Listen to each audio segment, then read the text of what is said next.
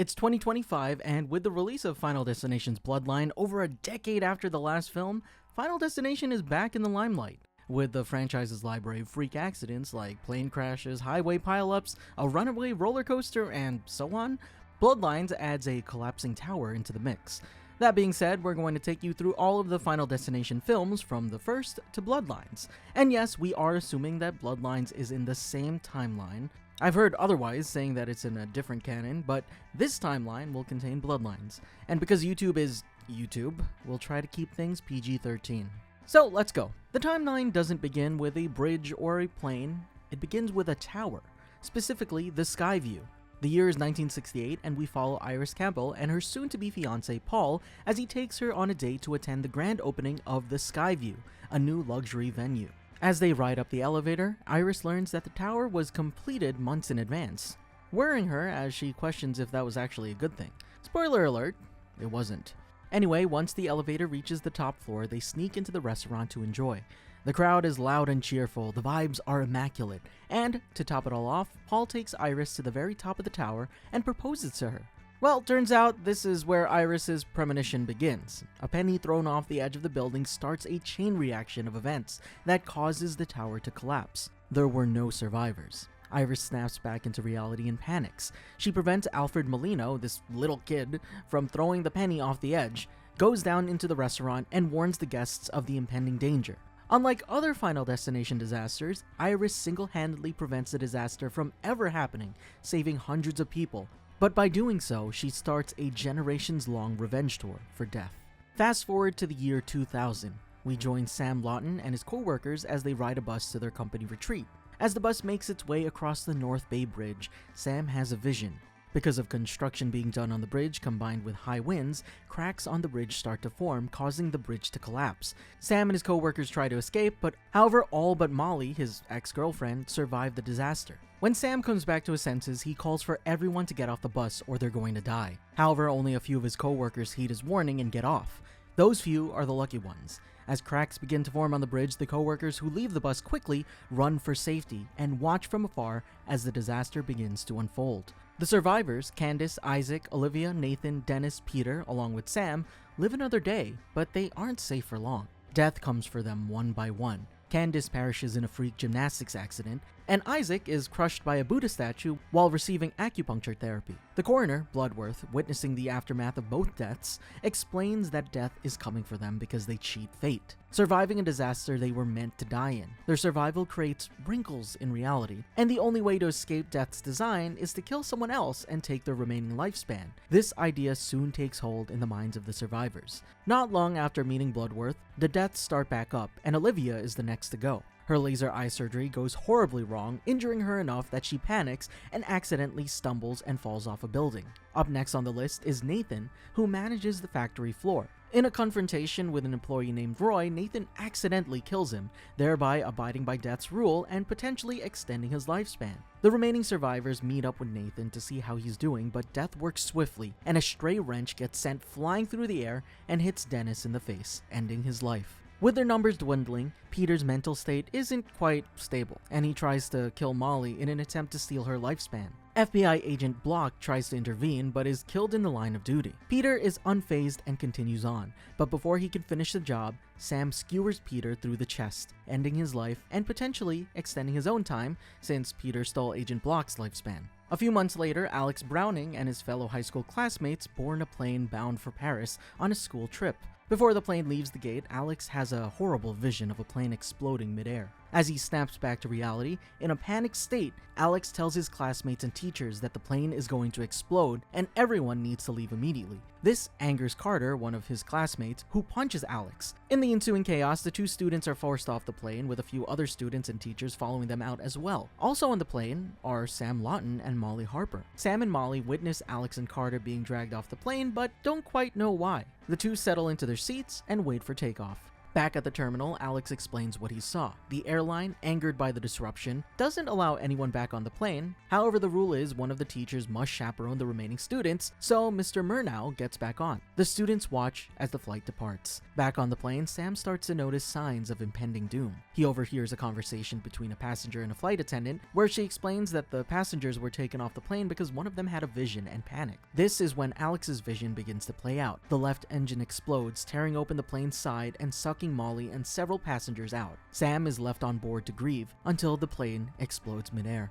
Debris rains down onto the town below, crashing through the roof of a bar and killing Nathan instantly. With that, Death's revenge on the survivors of the North Bay Bridge disaster is complete. Back at the airport though, the survivors, Todd, Terry, Valerie, Carter, Billy, Clear, and Sam, watch in horror as the plane explodes in the sky. All of them are left stunned. Over a month later, the survivors attend a memorial service for the deceased, but it isn't long before Death begins to reunite them with the victims of the flight. Todd dies mysteriously in a freak accident in his bathtub. Terry is hit by a bus after stepping backwards into the street. Miss Valerie Luton's house literally explodes in a fiery chain reaction. Also, she was stabbed in that, so I don't know how she would have been able to survive. Next on Death's list is Carter. He is skeptical of Alex's theory that Death is hunting them in order and decides to test fate by parking his car on train tracks. Death nearly claims his life, but Alex pulls him out just in time, skipping Carter in the order. However, Death wastes no time. Debris from the car wreckage gets sent flying towards Billy, sending his head flying off. Believing he's next, Alex isolates himself in a cabin, only to realize he got the order wrong.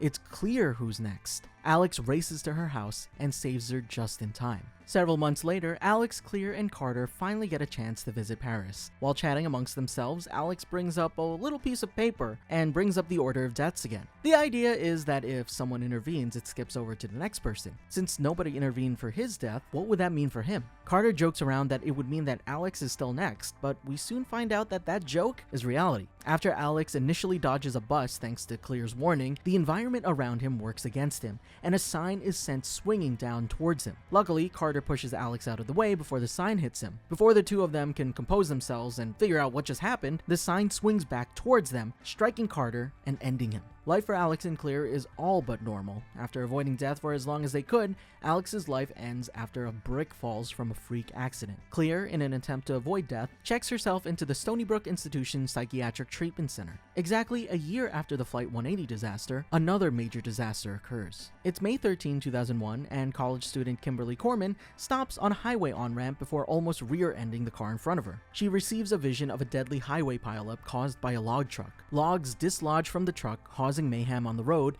and giving audiences a new fear in the process. Kimberly snaps out of it and finds herself back at the on-ramp. Her panicking gets the attention of Officer Burke, who drives up to her car and starts questioning her. A manic Kimberly tells him about the accident and asks Officer Burke to stop the truck. However, it's too late, and the pileup starts to unfold right before their eyes. And the survivors, Officer Burke, Eugene, Rory, Kat, Nora, Tim, Evan, Kimberly, and her friends, watch in horror. Death immediately starts picking off the survivors, this time in reverse order. The first on his list? Kimberly and her friends. While distracted by the accident, Kimberly doesn't realize that a truck is barreling her way. Officer Burke intervenes and saves her, pulling her out of the way, but the same can't be said for Kimberly's friends, who perishes when the truck plows through Kimberly's car. Not too long after the incident, Evan tries to escape death, only to be impaled by a fire escape ladder. Kimberly tries to figure out what's happening and visits Clear Rivers, the last known Flight 180 survivor, who now lives in a psych ward. There, they realize that the order might be in reverse, and Tim's next on the list. Unfortunately, Tim is crushed by glass when he tries to play with some pigeons. Kimberly goes to Clear again for help, and Clear takes her to the one person that can figure out Death's design, William Bloodworth. He reveals only new life can defeat death.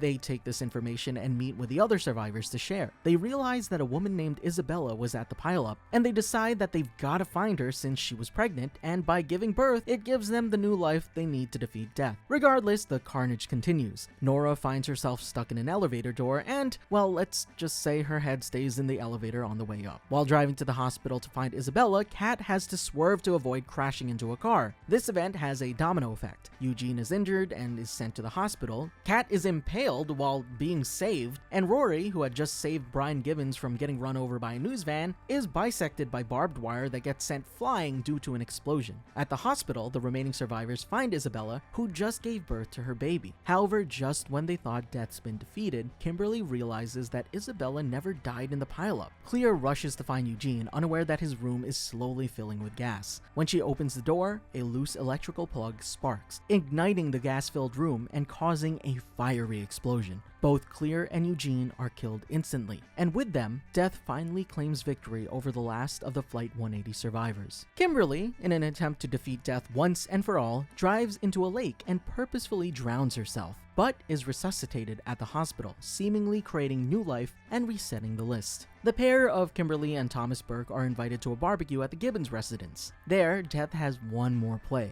Brian, who had been saved earlier, is torn to shreds by a freak explosion while manning the grill, and with that, death has seemingly course-corrected. Several years pass, and on May 13, 2005, the anniversary of the Flight 180 disaster, high school senior Wendy Christensen and her friends go to an amusement park for her class trip. While there, she uses her camera to take pictures of the event. Later that night, when boarding the Devil's Flight roller coaster, she sees it derail in a vision. When she comes to, she starts having a panic attack, and is let off the ride along with a few other students. Unfortunately, Wendy's boyfriend Jason and her best friend Carrie are left on the ride, and perish alongside the other students left on the coaster. The survivors this time around are Ashley, Ashlyn, Frankie, Lewis, Aaron, Ian, Perry, Julie, Kevin, and Wendy. Death works down its list, and 3 victims are taken in quick succession. Ashley and Ashlyn, the pair that they are burned alive in tanning beds together. Frankie, on the other hand, has an engine fan destroy his head at a drive-thru. After these first few deaths, Wendy and Kevin discover that the clues to the survivors' deaths are hidden in the photographs that Wendy took that night. She tries to interpret these clues and warn the others ahead of time. First is Lewis. The jock is as hyped as ever and believes he can beat death through sheer power of will, but has his head crushed by the weights he lifts at the gym. Next on the list is Ian, so Wendy and Kevin make their way to the hardware store where Ian and Aaron are working. Despite Wendy and Kevin's efforts, Ian and Aaron make light of the pair's warning. Suddenly, Death tries to take Ian's life, but Wendy saves him by pushing him out of the way. However, Death quickly moves on to Aaron, who falls backwards into a nail gun that repeatedly nails her in the back of the head. This death crushes Ian, and he's left distraught. The pair head to the county fair where Wendy's sister Julie narrowly avoids being impaled by a harrow as Kevin manages to cut the rope, dragging her just in time to save her. Wendy rushes to Julie and asks who was sitting next to her in the ride. Julie says it was her friend Perry, and moments later Perry is suddenly impaled by a flying flagpole, dying instantly. Amid the chaos, Death sets its sights on Kevin, who nearly gets blasted by a burst of flames, but Wendy steps in and saves him just in time. Now that she's intervened in Kevin's death, Wendy realizes she may be next, and suspects Ian could be the cause. She tries to avoid him, but quickly figures out that she misinterpreted the photo. It's actually fireworks that'll cause her death. As the fireworks launch, Wendy dodges them, and they instead fly towards Ian, who arrogantly believes he's untouchable since Death supposedly skipped him.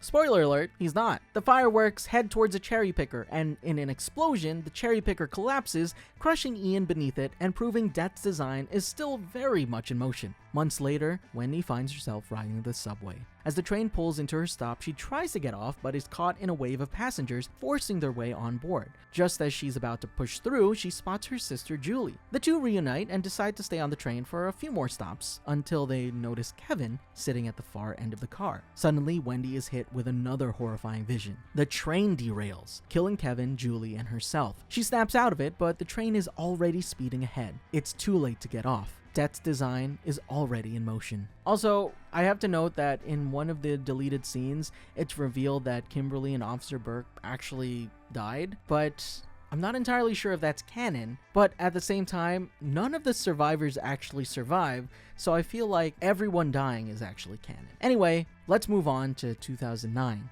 At the McKinley Speedway, Nick O'Bannon and his friends watch the Megatech 300 Memorial Race. Suddenly, Nick has a vision of a racetrack collapse that sends debris flying into the crowd, causing a massacre at the grandstands. When his vision ends and he snaps back, he starts to see things from his vision slowly playing out. Because of this, he panics, tells his friends they have to go before a crash happens and they all die. He escapes with his girlfriend Lori, his friends Hunt and Janet, and a handful of other strangers. Once they're outside of the racetrack, disaster strikes. Nadia, who's the first to die in Nick's vision, is quickly ended by a tire flung from the wreckage, signaling that death is already on the move. Soon after, during the memorial service for the victims of the crash, Carter Daniels, unhinged by grief over losing his wife at the race, lashes out at the security guard George Lanter, blaming him for not letting him save his wife. That night, Carter attempts to set a burning cross on George's lawn, but this plan ultimately backfires horrifically. His truck malfunctions, drags him down the street, and ultimately explodes, leaving nothing behind but wreckage. Not long afterwards, Samantha meets her fate when her sons accidentally send a rock into the path of a lawnmower, which launches the rock directly into her eye.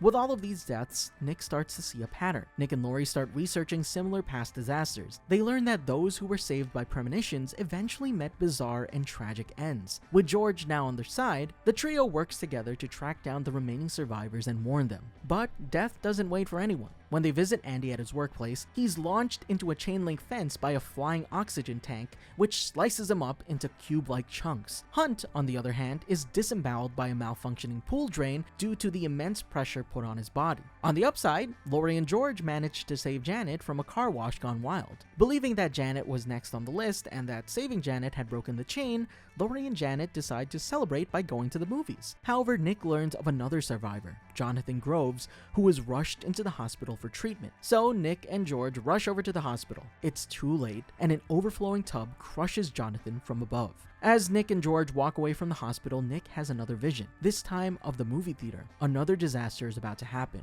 and that disaster kills everyone. When his vision ends, he warns George of an incoming ambulance, but he's too late and George is hit. Nick goes to the theater, does what he needs to do, and saves Lori and Janet from a potential explosion. 2 weeks later, the three reunite at a cafe. All seems well, but Nick feels uneasy. He starts to think to himself whether them being at a cafe was Death's plan all along. Just as he shared his thoughts with the other two, a truck crashes through the cafe windows, killing them all. Death wins once again. And now that leaves us at the present, 2024. While at school, Stephanie Reyes, the granddaughter of Iris Campbell, one of the survivors of the Skyview Tower disaster, finds herself having constant nightmares about a tower collapse. Looking for answers, she decides to return home and reconnects with her dad and her brother Charlie. Together, they visit their extended family, her Uncle Howard, Aunt Brenda, and cousins Eric, Julia, and Bobby. Stephanie asks about her grandmother Iris, and Howard opens up. He explains that Iris became extremely paranoid after the tower incident and raised her kids in fear. Eventually, the family cut her off, and she's been living alone ever since. Brenda gives Stephanie some old letters from Iris, and with them, Stephanie tracks down her grandmother. Iris is now old and terminally ill, but tells Stephanie everything she needs to know.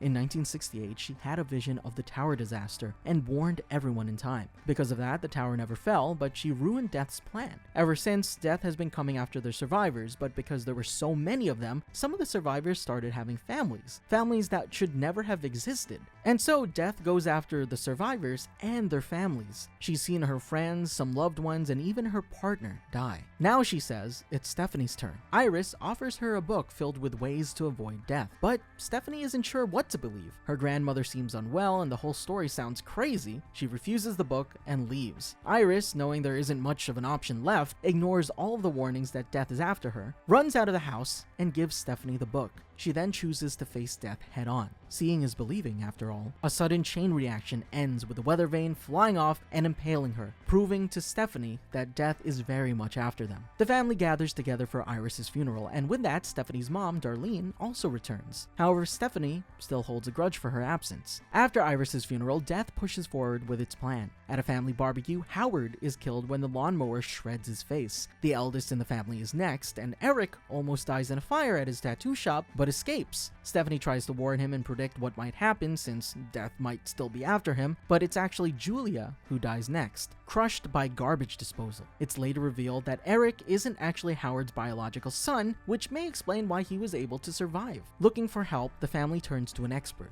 JB, better known as William Bloodworth, another survivor from the original tower disaster, and the last one to die in Iris's vision. He tells them that they really only have two choices, either take a life to claim its time, or die and be brought back. Eric and Bobby try the second option. At the hospital, Eric and Bobby hide in a room. Eric convinces Bobby to trigger trigger his peanut allergy, planning to have him revived afterward. Unaware of it, Eric accidentally turns on the MRI machine in the room. As time goes on, the machine's magnets grow stronger and stronger. But, unaware, they don't really care. Bobby eats the peanut butter cups that he buys and soon starts having a severe allergic reaction. Eric takes away his EpiPen to keep him from using it too early, and eventually the magnetic pull becomes so strong that it starts yanking on Eric's metal piercings. He's violently pulled into the MRI machine and is folded into it. But even after seeing his brother literally die in front of him, Bobby tries to save himself. He crawls to Eric's body and grabs the EpiPen, managing to inject himself just in time. Suddenly, a nurse opens the MRI room door. The machine's magnet pulls a metal coil from a nearby vending machine. It shoots across the room and drills into Bobby's skull, killing him instantly. Terrified now that it's their turn, Stephanie, Charlie, and Darlene try to escape death. They take Darlene's RV and head towards Iris's old cabin, hoping to hide. But the RV crashes. Stephanie is stuck in her seat as an explosion sends the RV flying into a lake. As she begins to drown, Darlene saves Charlie and begs him to help Stephanie. Despite escaping death for so long,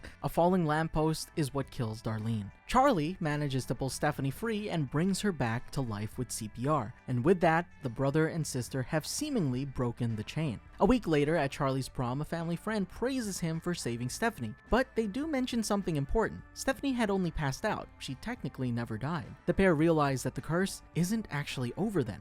And to end the scene, in true Final Destination form, a single penny causes a train to derail. A log-filled train crashes into their neighborhood, heading straight for Stephanie and Charlie. They escape for a moment, but death isn't done. Several logs launch forward and crush them both. The bloodline ends, and death is finally satisfied. And with that, the Final Destination timeline comes to a close. The gap between Final Destination 5 and Bloodlines was more than a decade long, but that being said, what did you think of the film? Did it satisfy the Final Destination fan in you? Do you want to see more from the franchise? Comment down below to let us know your thoughts. We hope you enjoyed the video, and thanks for watching.